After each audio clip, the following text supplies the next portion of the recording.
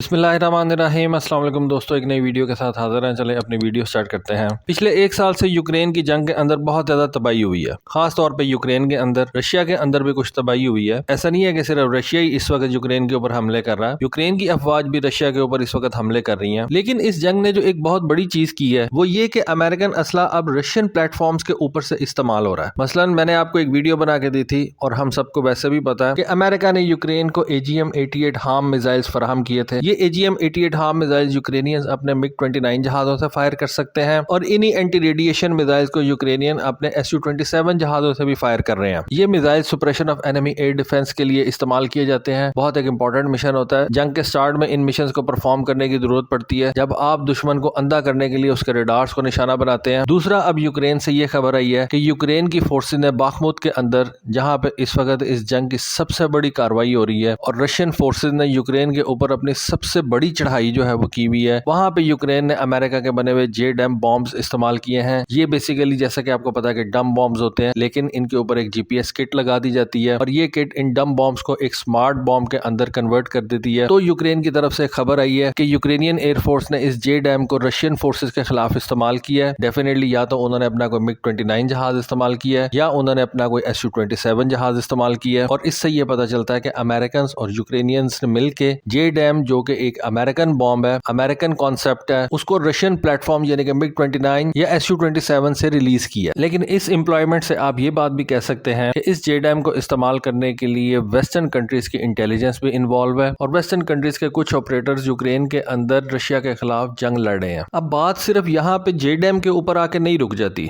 मैंने आपको बताया कि इससे पहले यूक्रेन की एयरफोर्स AGM-88 मिसाइल इस्तेमाल कर रही है, जो कि एक अमेरिकन मिसाइल है, एंटी रेडिएशन मिसाइल है। और अब यूक्रेन की एयरफोर्स ने ये JDAM बॉम्ब्स इस्तेमाल करना शुरू कर दिए हैं। लेकिन इस वक्त अमेरिकन एक और बात सोच रहे हैं, और जैसा कि मैंने आपको अपनी एक वीडियो के अंदर भी बताया कि या तो हम यूक्रेन की एयरफोर्स को एक वेस्टर्न जेट ही फराहम कर दें, मसलन F-16 या यूरोफाइटर या इवन रफाल, लेकिन उसमें तो वो कह रहे हैं कि काफी ज्यादा टाइम लगेगा और ये प्रोजेक्ट इतना आसान भी नहीं है और इसके अंदर बहुत सी पॉलिटिकल मसले मसाइल हैं। और दूसरा तरीका ये है कि हम यूक्रेन की एयरफोर्स को AMRAAM मिसाइल फराहम कर दें, जो कि एक निस्बतन आसान तरीका है, जो कि एक निस्बतन आसान रास्ता है। और अमेरिका के AMRAAM मिसाइल यूक्रेन के MiG-29 या Su-27 जहाजों के साथ इंटीग्रेट करके यूक्रेन के हवाले कर दिए जाएं। अब इसके अंदर कुछ टेक्नोलॉजिकल इश्यूज हैं, लेकिन अगर ये काम हो जाता है तो यूक्रेन की एयरफोर्स के पास एक बड़ी जबरदस्त beyond visual range air to air capability आ जाएगी और जो रशिया की एयरफोर्स के लिए बहुत ज्यादा खतरनाक साबित होगी। यूक्रेन इस वक्त AMRAAM मिसाइल ऑलरेडी इस्तेमाल कर रहा है, लेकिन वो इस वक्त surface to air missile role के अंदर यूज किए जा रहे हैं। अमेरिका ने अपने NASAM surface to air missile system Ukraine के हवाले कर रखे हैं, इनके अंदर AMRAAM मिसाइल भी इस्तेमाल होते हैं। इस वजह से हम कह सकते हैं कि यूक्रेन ऑलरेडी AMRAAM मिसाइल इस्तेमाल कर रहा है। लेकिन अब अमेरिकन ये सोच रहे हैं कि जब तक यूक्रेन को कोई वेस्टर्न जहाज नहीं फराहम कर दिया जाता, उस वक्त तक हम यूक्रेन की एयरफोर्स को ये AMRAAM मिसाइल जो है वो फराहम कर दें, ताकि वो अपने जहाजों से इन AMRAAM मिसाइल्स को फायर कर सके। ये जो AGM-88 हार्म मिसाइल्स हैं, इनको किसी भी यूक्रेनियन MiG-29 या Su-27 के साथ इंटीग्रेट करके फायर करना कोई बहुत बड़ा टेक्नोलॉजिकल मार्वल नहीं है। लेकिन एक AMRAAM को MiG-29 से यूज करना या किसी Su-27 से फायर करना, ये अपने अंदर एक बहुत बड़ी टेक्नोलॉजिकल अचीवमेंट होगी। उसकी क्या रीजन है? सबसे पहले तो ये देखा जाएगा कि एरोडायनामिकली तो ये MiG-29 और Su-27 जहाज इस AMRAAM मिसाइल को लेके जा सकते हैं। जब ये MiG-29 और Su-27 इस AMRAAM मिसाइल को हवा के अंदर लेके जाएंगे, इसके साथ मैनूवरिंग करेंगे, फिर एक एयर टू एयर मिसाइल के लिए जो सबसे बड़ी प्रॉब्लम होती है ना, उसको अपने लॉन्चिंग जहाज से डाटा चाहिए होता है, अपने टारगेट का डाटा चाहिए होता है कि जिसको उसने अप्रोच करना होता है। जहाज का जो ऑनबोर्ड रडार होता है वो टारगेट की पहले इंफॉर्मेशन हासिल करता है, फिर वो इंफॉर्मेशन उस मिसाइल को पास करता है, फिर वो इंफॉर्मेशन के जरिए से टारगेट को ट्रैक करता है, लॉक करता है, फिर वो ये इंफॉर्मेशन अपने मिसाइल को पास करता है और जब मिसाइल को फायर कर दिया जाता है तो फिर डाटा लिंक के जरिए से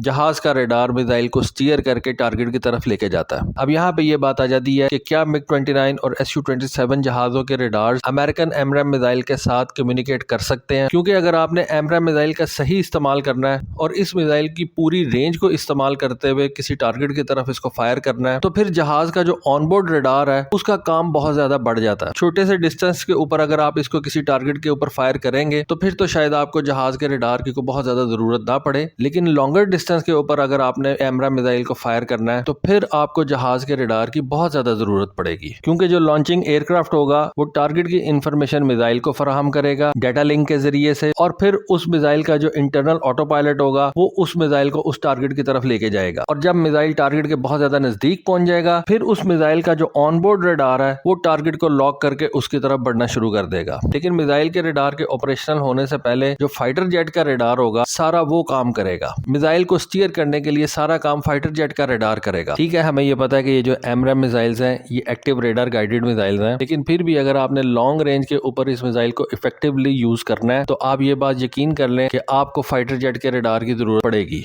फिर दूसरी एक बहुत बड़ी प्रॉब्लम ये है कि ये जो यूक्रेन के फाइटर जेट्स है ना, इनके रडार्स की रेंज उतनी ज्यादा नहीं है कि ये AMRAAM मिसाइल्स को जो है वो कॉम्प्लीमेंट कर सके। रशियन जहाजों के अंदर जो रडार्स हैं वो इतने ज्यादा अच्छे नहीं है जितने वेस्टर्न जहाजों के रडार्स होते हैं। रशियन इक्विपमेंट के अंदर ये फायर एंड फॉरगेट कैपेबिलिटीज नहीं है, और उसके साथ साथ उनके जो रडार्स हैं उनकी भी इतनी ज्यादा रेंज नहीं होती कि वो ये AMRAAM मिसाइल को कॉम्प्लीमेंट कर सके। AMRAAM मिसाइल जैसा कि आपको पता है कि 91 के अंदर यूएस मिलिट्री के अंदर सर्विस में आया था। फिर इसके एक बी वेरिएंट को जो है वो तैयार किया गया, जिसके अंदर इसकी गाइडेंस सिस्टम को अपग्रेड किया गया। इसके अंदर इंप्रूव्ड इलेक्ट्रॉनिक कंपोनेंट्स जो है उनको इंस्टॉल किया गया। और ये जो AMRAAM का बी वेरिएंट था इसको 1994 के अंदर जो है वो जहाजों के साथ इंटीग्रेट किया गया। फिर 1996 के अंदर इसके सी वेरिएंट को तैयार किया गया, और सी वेरिएंट को तैयार करने का मेन मकसद ये था कि इसके जो फिन्स हैं वो क्लिप किए जा सके, क्योंकि उस वक्त अमेरिकन को F-22 रैप्टर के इंटरनल वेपन्स बे के अंदर एक ऐसा मिसाइल चाहिए था जिसके फिन्स को क्लिप किया जा सके, और 4 AMRAAM मिसाइल F-22 के इंटरनल वेपन्स बे के अंदर जो है वो हाउस किए जा सके। लेकिन सी वेरिएंट के अंदर सिर्फ यही एडवांसमेंट नहीं की गई थी, इसके अंदर इसके जो गाइडेंस सिस्टम था उसको भी इंप्रूव किया गया था। इसके कंट्रोल कंपोनेंट्स जो थे उनको भी बेहतर बनाया गया था। ये ज्यादा जैम रेजिस्टेंट रडार सीकर के साथ आता था, और इसकी जो नई रॉकेट मोटर इंस्टॉल की गई थी वो इस मिसाइल को ज्यादा रेंज देती थी। फिर 2015 के अंदर अमेरिकन ने एक नया डी वेरिएंट इस मिसाइल का तैयार किया, जो कि सी वेरिएंट से बहुत ज्यादा इंप्रूव्ड वेरिएंट था। और इस मिसाइल में ये एबिलिटी थी कि ये टारगेट इंफॉर्मेशन जो है किसी थर्ड पार्टी से भी हासिल कर सकता था। यानी कि आप कह सकते हैं कि कोई एवैक्स वगैरह जो है वो इस मिसाइल को स्टीयर कर सकता है, या अमेरिकन नेवी की सूरत में जो उनके शिप्स के ऊपर ऑनबोर्ड रडार्स होते हैं वो इस मिसाइल को स्टीयर कर सकते हैं। अब ये नहीं पता कि अमेरिकन इस वक्त कौन सा AMRAAM का वेरिएंट यूक्रेन को देना चाहते हैं। AMRAAM का बी वेरिएंट ऑलरेडी यूक्रेनियंस इस्तेमाल कर रहे हैं NASAM surface to air missile system के अंदर। जहाजों के लिए देखना पड़ेगा कि अमेरिकन कौन सा वेरिएंट यूक्रेनियंस को देते हैं, क्योंकि बी वेरिएंट तो अब काफी ज्यादा पुराना हो चुका हुआ है। लेकिन फिर भी AMRAAM को इन Su-27 और MiG-29 जहाजों के ऊपर लगाने के लिए काफी ज्यादा वक्त लगेगा। यूक्रेनियंस इस वक्त R-73 मिसाइल इस्तेमाल कर रहे हैं और R-27 मिसाइल इस्तेमाल कर रहे हैं, और इन मिसाइलों की तादाद भी अब यूक्रेन के पास काफी ज्यादा कम रह गई है। यूरोप के अंदर जो कंट्रीज हैं वो ज्यादातर अब अमेरिकन असले के ऊपर शिफ्ट हो चुकी हुई हैं। इस वजह से यूरोप की कंट्रीज से भी इन मिसाइलों का मिलना जो है वो बहुत ज्यादा मुश्किल है। तो अमेरिकन सोच रहे हैं कि जहाज देना या नहीं देना ये तो एक बात की बात है, लेकिन उससे पहले यूक्रेनियंस को ये AMRAAM मिसाइल जरूर दे दिए जाए ताकि वो इनको एयर टू एयर रोल के अंदर इस्तेमाल कर सकें। हमें ये भी पता है कि सऊदीज जो है वो इस AMRAAM मिसाइल को ड्रोन के खिलाफ भी इस्तेमाल करते हैं,